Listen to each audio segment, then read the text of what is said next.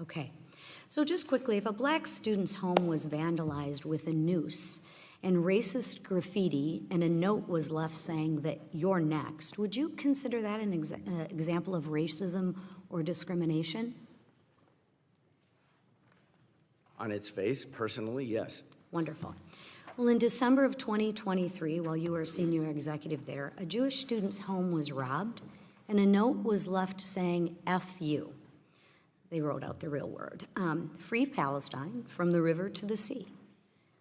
You think that's helpful for the Jewish students? No. No. What action did Berkeley take? I believe that predated my time, but what I can say It predated your time as chancellor, but you were there as a senior executive. Well, I don't know this for a fact sitting here, but I am almost sure that that was reported and that was investigated, and And what was the result? It is hard. I mean, it's great that we report it and we investigate it, but you notice the one thing that's missing is like the result. Okay, we're gonna, all right. In your testimony, you rightly acknowledged Hamas's invasion of Israel as a terrorist attack. Dr. Mahdi, a professor of history at Berkeley University, on the other hand, said, I could have been one of those people who broke through on the siege on October 7th. What do you think he meant by that? Well, I can't speak to... I know, but you're a pretty intelligent man, or at least come off as a pretty intelligent man. What do you think he meant by that? I'm not... Put yourself in a Jewish student's, Look, I think I want to separate the phrase from the person. If I heard some other person... We can't separate the phrase from the person because of this professor who works at the university in which you are in charge of. So as much as we want to separate it and dance around it, let's not, because the person that works at your university said this. So I would like to know, because you're so educated, and you are, and you tout yourself at that, and you've earned that, what do you think the professor meant? Hello? I believe it was a celebration of the terrorist attack on October 7th. Right. Do you think, did you have any conversations with this professor? I've had conversations with this professor, yes. Yeah, and what was his response? And what were the conversations?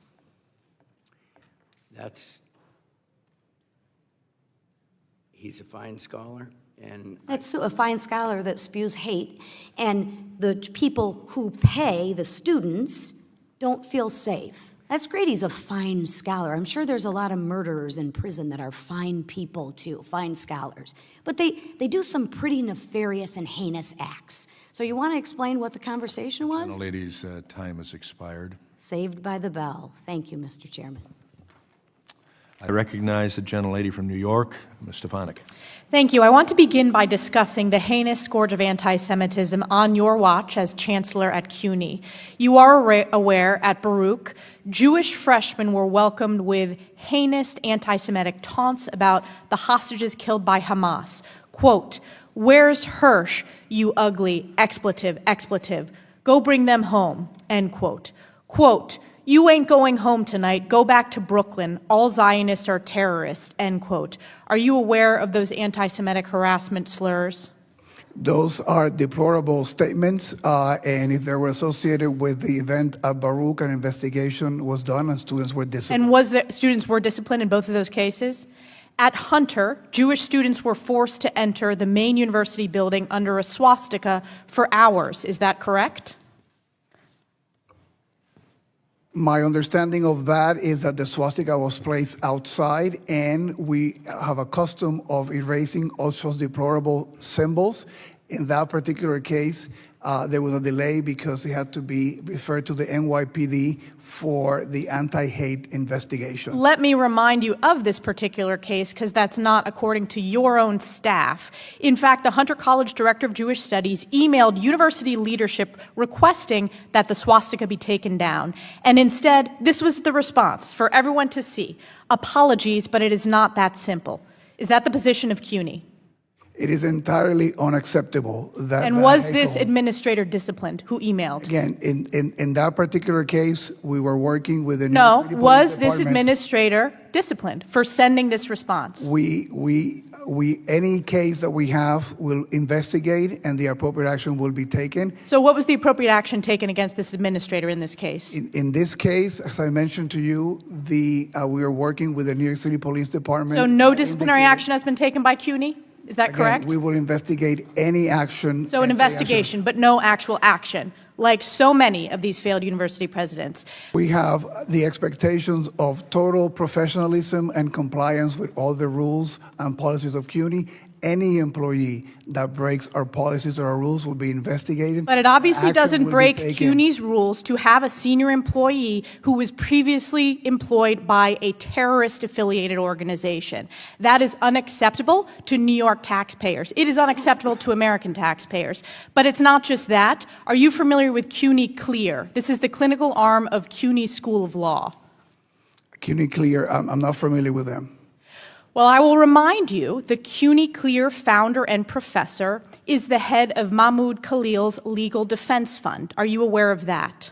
No. Does it concern you that New York taxpayers are paying the salary for the legal defense fund of Mahmoud Khalil? And I'll remind you who Mahmoud Khalil is. This is the chief pro-Hamas agitator that led to the anti-Semitic encampments at Columbia, the rioting and violent takeover of Hamilton Hall, the harassment and physical assault of Jewish students. And we do not condone any kind of anti-Semitism. But you in our allow campuses. the head of the clinical legal organization and a professor to be the chief legal aide to Mahmoud Khalil and do his legal defense fund. Those decisions are made in the clinics, are made in the individual campuses. It goes up to you. You are the chancellor. Those decisions are made at So you the take no individual responsibility. campuses. I take responsibility for any behavior of our faculty. So and is this staff that acceptable? Is this anti-Semitic. acceptable? Any behavior that is anti-Semitic Is and this in violation acceptable of our that the rules. legal defense fund for Mahmoud Khalil is the head of CUNY Clear? That's acceptable under your watch. We do have no tolerance for anti-Semitism on our campuses, and we've been very So will clear. this person be fired? Anybody that breaks our rules and our policies, there'll be an investigation. We'll investigate, and if there's any disciplinary action to be taken, we'll take it. Let me make a prediction. No disciplinary action. This individual is not going to be fired because it's all words, no action. You have failed the people of New York. You have failed Jewish students in New York State, and it is a disgrace. I yield Thank back. the gentleman. Recognize the gentleman from Florida, Mr. Fine. Thank you, Mr. Chairman. I'm going to be honest. I find the testimony today both disgusting, dishonest, and to be gaslighting, and I'm going to point it out here. We've heard that we unequivocally denounce anti-Semitism, unwavering support for our Jewish students. We have a zero-tolerance policy, and we will not put up with a call for violence. So let's explore that. I'd like to start with Dr. Rodriguez. Emmanuel Ness, the chair of your political science department, said he supports, quote, resistance by any means necessary, which includes violence. How can you say those statements that you support your Jewish students? Shut up and get out of here. Gentleman will suspend. Gentleman will suspend. Get out of here, you loser. Come on. By the way, to be clear, I hold you all responsible for this. It is the attitude that you have allowed on your college campuses that make people think that this is okay. That is why this happens, because you have someone like Emmanuel Ness that says resistance by any means necessary, and I assume this person still works at your school. Is that correct? Microphone, please.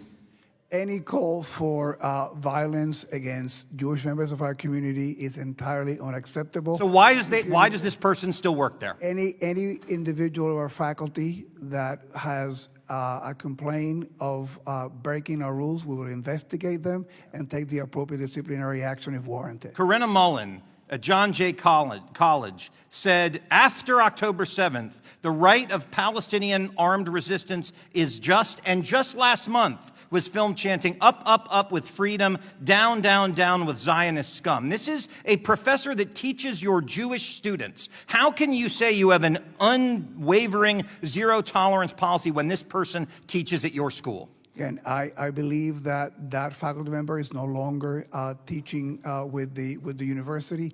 Any call for violence, any call for supporting Hamas or terrorism is entirely unacceptable, and we made those statements several times. At Berkeley, you're next.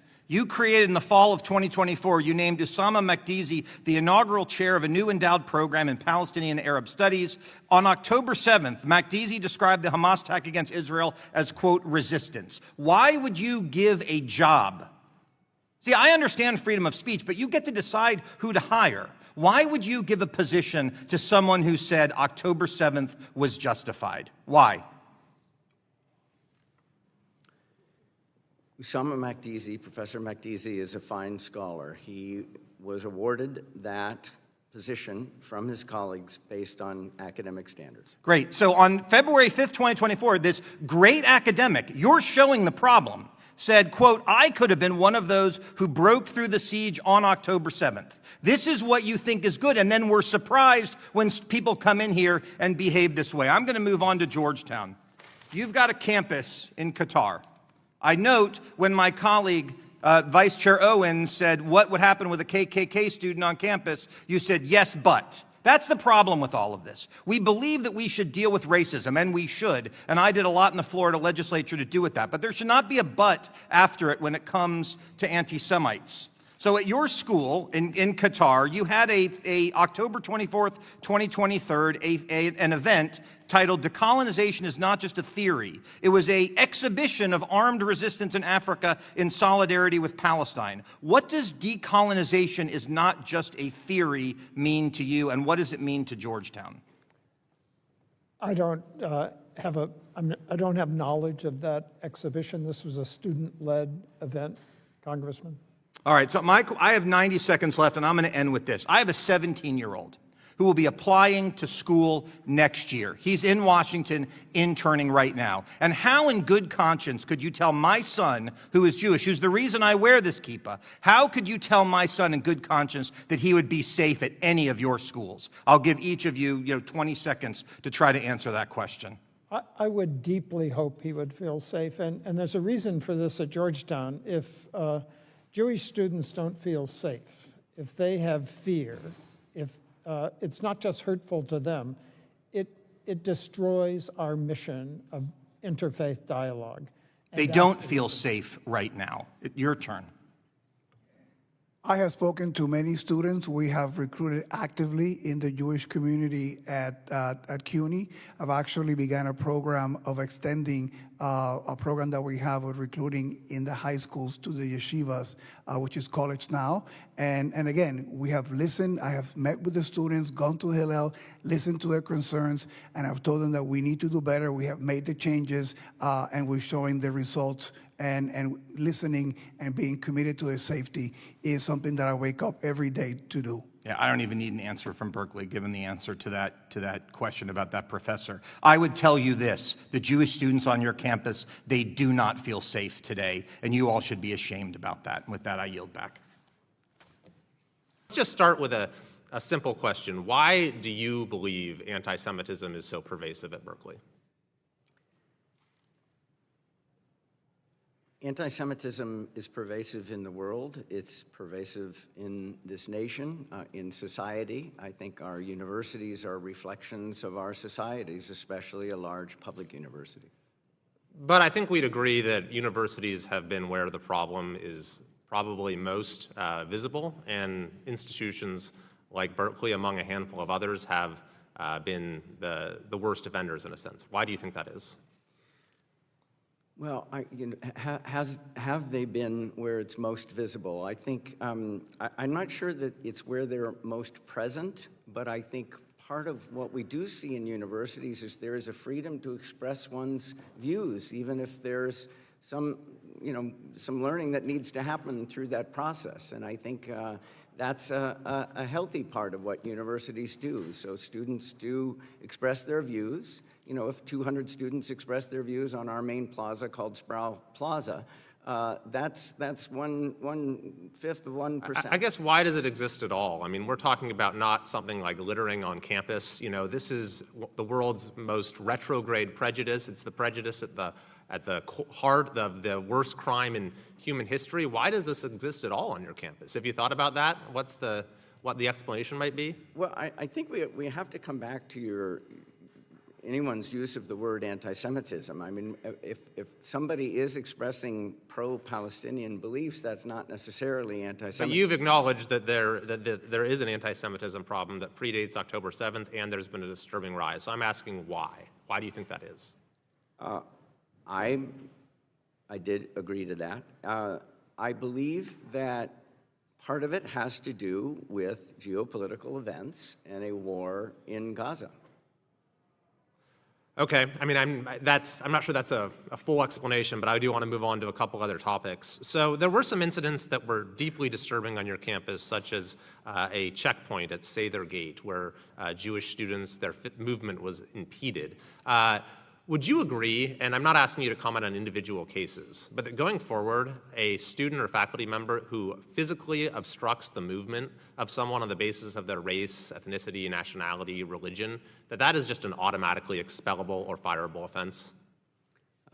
Going forward, we have a very clear no-tolerance rule for blocking Sather Gate for any reason, and I will enforce it, and we have enforced it. I mentioned that in an earlier comment. But if someone does this specifically against a Jewish student or for someone, any other form of identity, I mean, what should the expectation be for what that student's or faculty member's punishment will be?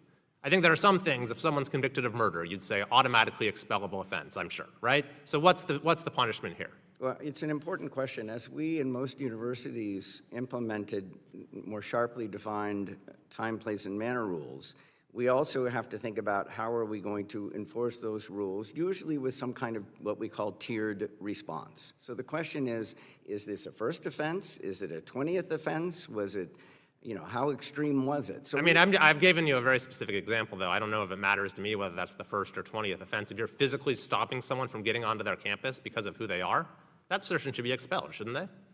Well, part of it is, were they physically restricting people that were from a different identity group at the same time? There's just a lot of context and facts before somebody could say we need to jump to the point where somebody's getting expelled, and we investigate those. We're very rigorous about our investigations. Yeah, what about the encampment? So we know that your predecessor reached a deal with the encampment organizers, and part of which was to endow this department that's now headed by the wannabe terrorist Magdisi. Would you agree going forward that it's not appropriate to make policy changes in response to demands made by those who are in the process of violating campus rules? I can't second guess my predecessor. The facts and circumstances under which she was leading us at the time, really, I was not in the role as you've pointed out. Going forward, I can speak to that, and that's why you invited me here. And going forward, for example, there are certain things that we talk to students about all the time. They make demands. Let's leave ourselves beyond the anti-Semitism question. Is like, do we discuss improving the campus with students? The gentleman's time has expired. You need to. I'm sorry, we My have to time move has on. expired. I think that the issue with the encampment was that it clearly violated campus policies, but that was rewarded by the then chancellor by acceding to their demands. And I would hope that that is not going to be the approach taken by Berkeley going forward. I thank the gentleman.